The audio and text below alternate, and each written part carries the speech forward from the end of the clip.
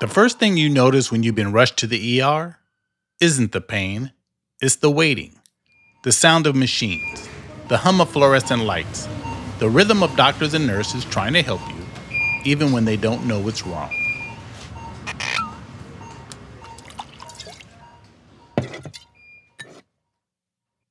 Tonight, I'm taking a sip of Jack Daniel's Sinatra Select, not to escape, but to exhale, to mark another year of waiting.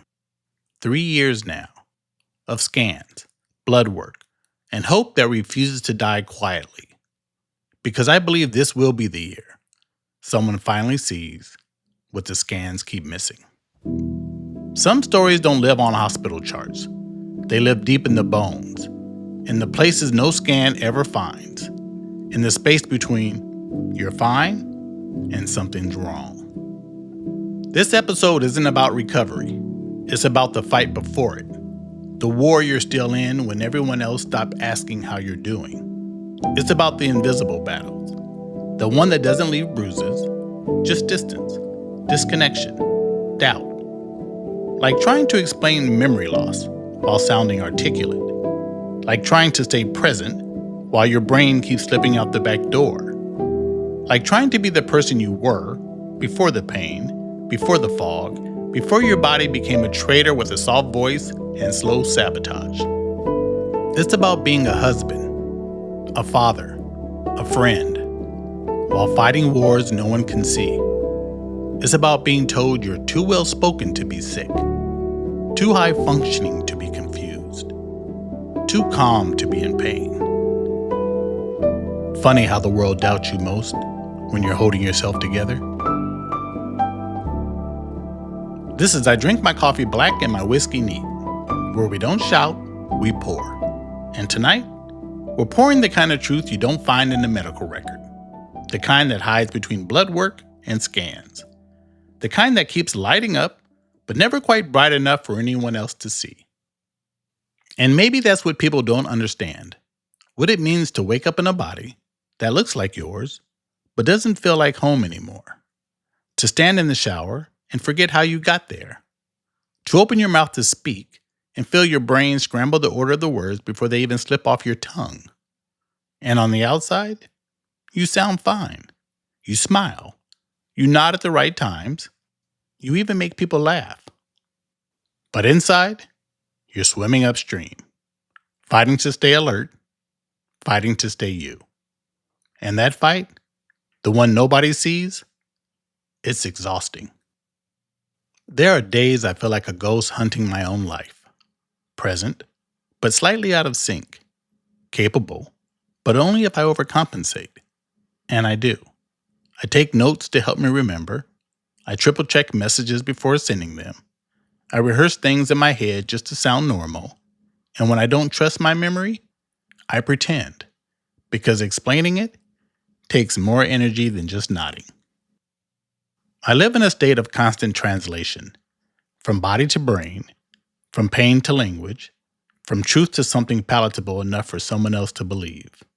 And still, I show up, as a husband, as a father, and on the rare occasion I let someone that close, as a friend.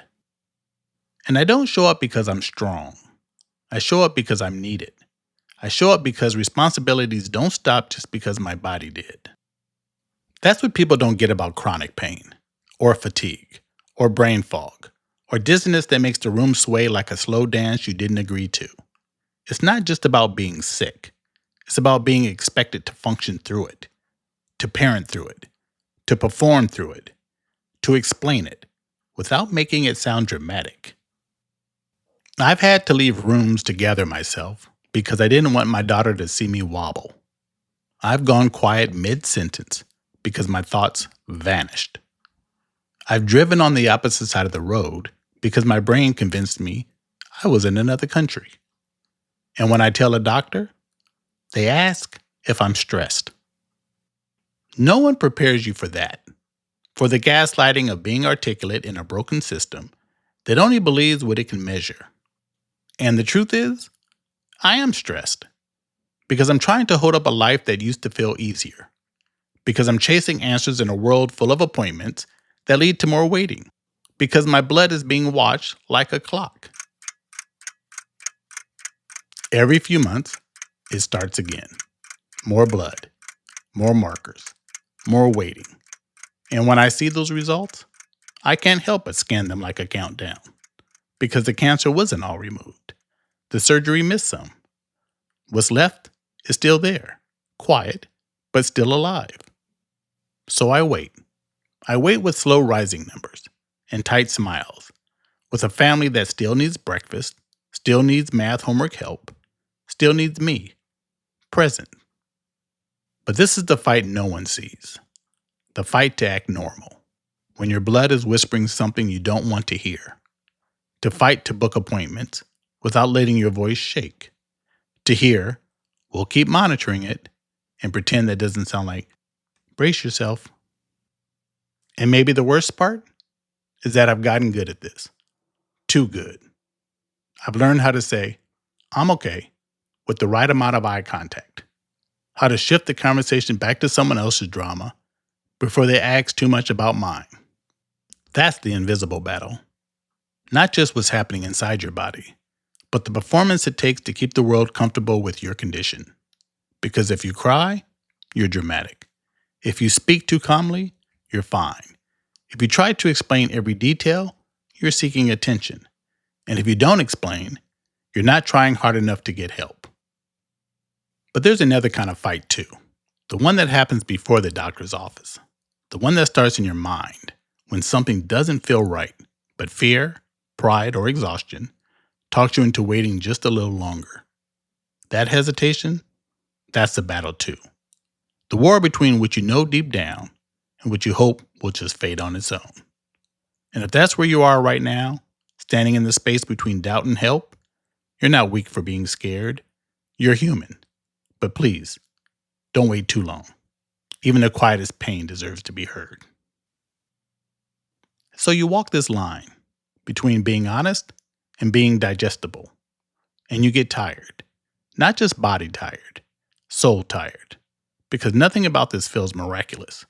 There's no swelling music, no movie moment, just labs and doubt. And waking up every day in a body you don't fully trust anymore. But you still have to show up. You still have to pour coffee, kiss your spouse, make breakfast, answer the questions, and keep the storm quiet enough that your children can still laugh through it. And if that's not a fight, I don't know what is. And sometimes I wonder, if things were just a little more obvious, would doctors believe me more? If the scans lit up perfectly, all in one place, all at once, would they finally say, I see it now? Because right now, it's like the whole yard is lit, but no one sees the pattern. Just scattered bulbs. A lung nodule here, a shadow there. A lesion that doesn't quite fit. Elevated liver enzymes. Electrical sparks firing through my face, my feet, my chest. Rib pain that won't fade. Vision that blurs when I turn my head. A body that overheats, then freezes minutes later. Blood that tells one story, and nerves that tell another. Everything's flashing. But somehow, it's never enough. Never loud enough. Never dangerous enough to count. So they keep watching. And I keep walking through it like it's normal to carry a storm no one else will name. I know I'm not the only one. I know there are people listening who fight battles just like mine. Silent, constant, invisible. People who've been dismissed because they don't look sick. People whose symptoms were spiritualized, gaslit, or blamed on stress because no one took the time to actually listen. People who are trying to live full lives with half the energy, half the memory, half the physical ability they used to have. People who've been to 5 doctors and left all 5 with fewer answers and more doubt. People who go to work, raise kids, pay bills, while feeling like a cracked glass trying to carry water. If that's you, I see you. I'm not saying I understand your exact fight, but I understand what it feels like to carry something that reshapes your life in silence. I know what it means to show up at the dinner table while your nervous system is screaming. To smile in photos while your chest is tight, your brain is foggy, and your body feels like it's running on fumes. I know what it means to want so badly to feel normal again that you pretend you do. And I'm not here to preach. There's no bow on this episode. No resolution. I still don't have answers.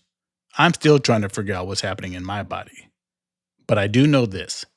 Your story matters, even if no one understands it. Your pain is real, even if there's no clear diagnosis. You're not weak for needing rest, and you're not broken for needing more than most people understand. This episode isn't here to solve anything. It's here to hold space, to name the fight so we don't feel so alone in it. So if no one's ever told you, keep fighting for answers, even if you don't have the right words, even if the doctors haven't connected the dots, even if your test results keep coming back normal, but your body keeps screaming otherwise. You don't need proof to deserve compassion. You don't need a diagnosis to be taken seriously. You don't have to collapse to be seen. And just because the pain is invisible, doesn't mean you are. This is what it means to live with invisible battles. To smile when you're dizzy. To hold conversations when your brain's on fire. To raise children while your limbs go numb. To pour coffee and kiss your partner while silently asking your body, please, just get me through this day. But hear me. You are not your pain. You are not your confusion. You are not your symptoms. You are not your scans. You're the person still standing, still trying, still choosing to fight in a body that feels like it's working against you. So if this is you, keep fighting, but not for approval, not for applause.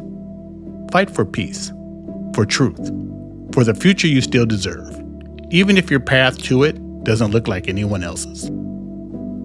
This is not a healing episode.